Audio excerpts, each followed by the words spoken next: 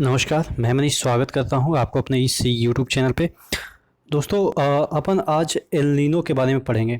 Actually क्या होता है कि एल नीनो, ला नीना जैसे ही हमारे दिमाग में आता है तो ज्योग्राफी का एक ऐसा टर्म लगता है कि आ गया हमारे दिमाग में, जो कि कभी समझ में आएगा ही नहीं। आज मैं आपको एल नीनो, ला नीना कैसे इंडियन मानसून को अफेक्ट करता है वो सभी चर्चा करेंगे। और यहाँ पे कोई थियोरी नहीं हम समझने की कोशिश करेंगे, एक स्टोरी सुनेंगे जिससे आपका पूरा कंसेप्ट क्लियर हो जाएगा कि कैसे भारतीय मानसून को ये एल नीनो, जो कि आपके बाहरी फैक्टर है, भारतीय नहीं फैक्टर है, या भारतीय फैक्टर की बात करें कि भारतीय फैक्टर जो कि आपके मानसून पे इफेक्ट डालता है वो हिमालय होता है, थार होता है, पामीर का पठार होता है। तो ये भारतीय जो फैक्टर है वो है। लेकिन अगर बाहरी फैक्टर जैसे ला नीना, एल नीनो जो आपके भारतीय मानसून को अफेक्ट करता है, कैसे करता है, उसके मैकेनिज्म को एक स्टोरी के माध्यम से समझने की कोशिश करेंगे। ठीक है, सबसे पहले अपन ये इक्वेटर देख रहे हैं। अब ये इक्वेटर पे ही आपका 23 सितंबर को आपका सूर्य होता है। ठीक है, 23 सितंबर के बाद ये जो आपका इक्वेटर से जो सूरज है वो इधर दाहिनी ओर सरकने लगता है, या आप कह सकते हैं खिसकने लगता है।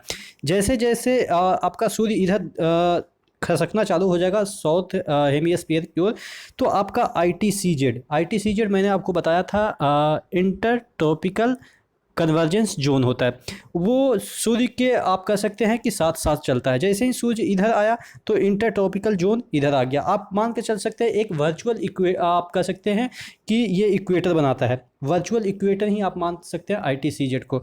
तो जैसे जैसे इधर आएगा तो ये वाला जो पानी है वो इधर वाला गर्म होने लगेगा। तो अब क्या होगा कि यहाँ पे एक मिनट मैं आपको यहाँ पे समझाऊं। यहाँ पे आपका अंटार्कटिका महादेश है नीचे, उससे एक ठंडी धारा चलती है जिसको हम कहते हैं पेरुवियन धारा। पेरुवियन जो कि आपके पेरू ये वाला है, ठीक है, तो पेरुवियन धारा चलती है वो, जो कि ठंडी होती है। अब ये सूरज इधर की ओर खसकना चालू हो गया सितंबर के बाद अक्टूबर नवंबर, धीरे धीरे इक्वेटर से इधर खसकना चालू हो गया, इधर वाला पानी गर्म होता चला जा रहा है। तो यानी कि इधर से भी आपका कुछ वाटर गर्म होते हुए इधर की ओर खसकना चालू कर देगा।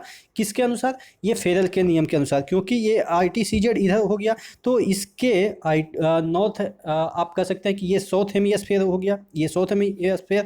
और साउथ हेमिस्फीयर में थोड़ा सा आप कह सकते हैं कि बाईं ओर मुड़ता है। ठीक है, बाईं ओर आपके मुड़ता है ये पवने, और पवने बाईं ओर मुड़ेगा तो इसका जो पानी है उसको भी घसीटते हुए ले चलेगा। तो यहाँ पे तो आपका सेल्फ है, ठीक है, तो ये तो इधर निकलेगा नहीं, तो ये इसके सहारे इधर की ओर खसकना चालू हो जाएगा।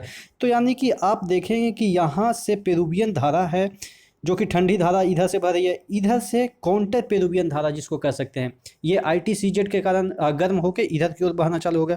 अब क्या होगा कि यहाँ पे ओवरऑल टेम्परेचर दोनों ठंडी और गर्म मिलके एवरेज थोड़ा सा बढ़ जाएगा। ठीक है, जो पहले पहले क्या होता था कि यहाँ पे पेरुवियन धारा चलती थी जिसकी वजह से ठंडा रहता था, लेकिन अब देखेंगे कि इस कारण पे जो एंटी आप कह सकते हैं काउंटर पेरुवियन धारा है, जिसके कारण यहाँ के जो टेम्परेचर थोड़ा सा राइज करेगा। हालांकि ये तो ठंडा है लेकिन इधर गर्म है, लेकिन फिर भी तो गर्म ही करेगा क्योंकि पहले तो ठंडा हमेशा हुआ करता था। तो अब क्या करेगा कि ये वाला न इधर जा सकता है धारा, और ना ही ये वाला इधर जा सकता है। ये वाला ना इधर जा सकता और ये वाला ना इधर जा सकता, तो ये धारा इधर की ओर बढ़ना चालू कर देगी। अब ये धारा कैसी है? गर्म धारा है।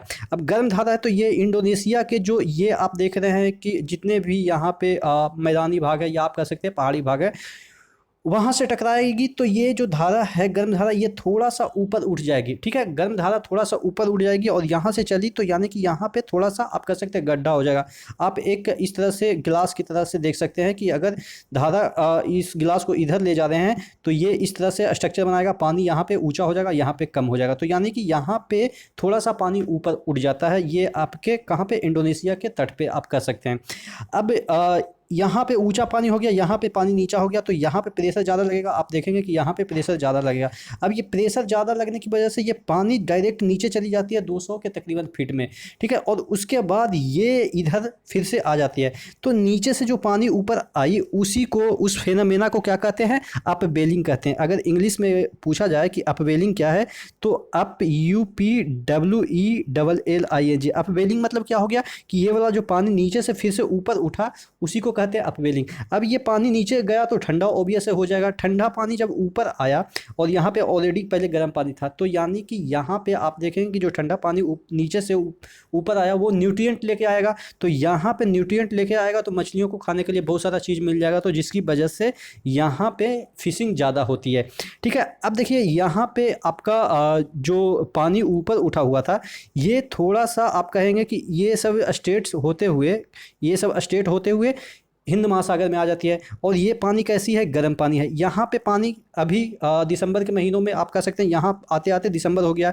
दिसंबर के महीनों में यहाँ पे पानी ठंडी है, तभी तो जनवरी फरवरी होते हुए यहाँ पे मानसून बनना चालू हो जाता है, क्योंकि यहाँ पे हाई प्रेशर जोन रहता है।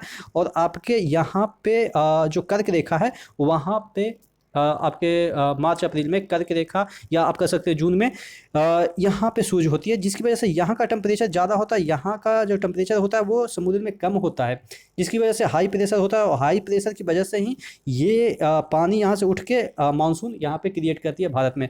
लेकिन जैसे ही इधर से जो गर्म धारा आई, ये हाई प्रेशर जो बना हुआ था ठंडा के कारण, लेकिन ये गर्म आके इसको क्या कर दी कि थोड़ा सा गर्म कर दी, जिससे कि इसका प्रेशर है वो कम गया। ठीक है, हाई प्रेशर थोड़ा कम जाएगा, जिससे कि मानसून कमज़ोर हो जाएगी। ठीक है, तो एल नीनो क्या किया कि मानसून को कमज़ोर कर रहा है, भारत के जो मानसून है उसको कमज़ोर कर रहा है। क्यों? क्योंकि यहाँ पे आपका ये जो गर्म धारा है वो यहाँ पे आके जो प्रेशर बना हुआ था ठंडा के कारण, उसको थोड़ा सा आप कह सकते हैं नॉर्मलाइज कर दिया। अब ये जो धारा है इधर भी बढ़ जाती है और इधर भी बढ़ जाती है।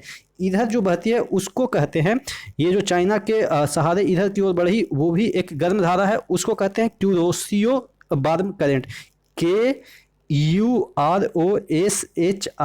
क्यूरोसियो वार्म करेंट, ये वाला धारा। और इधर जो धारा आई इसको कहते हैं ईस्टर्न ऑस्ट्रेलिया वार्म करंट। देखिएगा यहाँ पे ईस्ट ऑस्ट्रेलिया है, तो यहाँ पे जो धारा आई उसको कहते हैं क्या, ईस्टर्न ऑस्ट्रेलिया वार्म करंट, जो कि आपके ये एल नीनो का ही पार्ट है।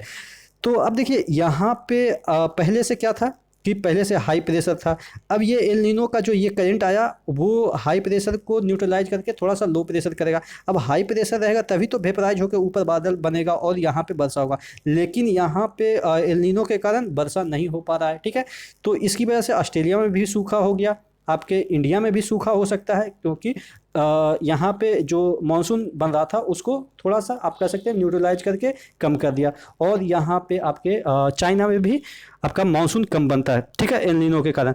ला नीना इसका जस्ट अपोजिट है। ला नीना में क्या होता है कि ये जो वार्म करंट था वो आपका अब नहीं, यहाँ पे ठंडी जलधारा जाएगी। ठीक है, ये आपका ला नीना है, वो ठंडी जलधारा बन के जा रही है, क्योंकि यहाँ पे अब ठंडा हो गया और यहाँ से आपको इधर जा रही है ठंडी जलधारा बन के।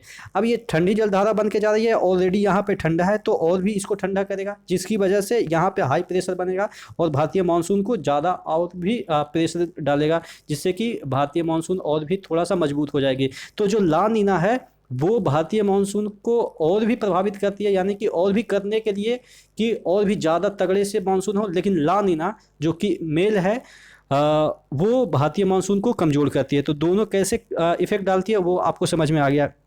ठीक है, ला नीना और एल नीनो कैसे, देखिए इसमें एक प्रश्न ये भी पूछा जाता है कि जो एल नीनो है, एल नीनो सॉरी EL से होता है एल नीनो जो है वो आपके 4 से 5 वर्ष में एक बार आती है, यानी कि हो सकता है कि 4 वर्ष के बाद आ जाए, हो सकता है 5 वर्ष के बाद आ जाए। तो 4 से 5 वर्ष के जो गैप हुआ उसके बीच आपका ला नीना हर वर्ष आती है। ठीक है, मतलब कि 3 वर्ष लगातार ला नीना आई तो एक वर्ष आपका एल नीनो आएगी। ठीक है, तो इस तरह का ड्यूरेशन भी होता है। तो आशा करते हैं जितने भी क्वेश्चन बन सकते हैं, जो भी कंसेप्ट है कि कैसे आपका ये ला नीना एल नीनो क्रिएट होता है और भारतीय मानसून और भी जो आपके ऑस्ट्रेलिया है, एशिया का पूर्वी भाग है, उसको कैसे अफेक्ट करता है वो समझ में आया होगा। तो इसी तरह से बने रहिए चैनल के साथ। नेक्स्ट वीडियो में नेक्स्ट अपडेट के साथ मिलते हैं, तब तक के लिए धन्यवाद।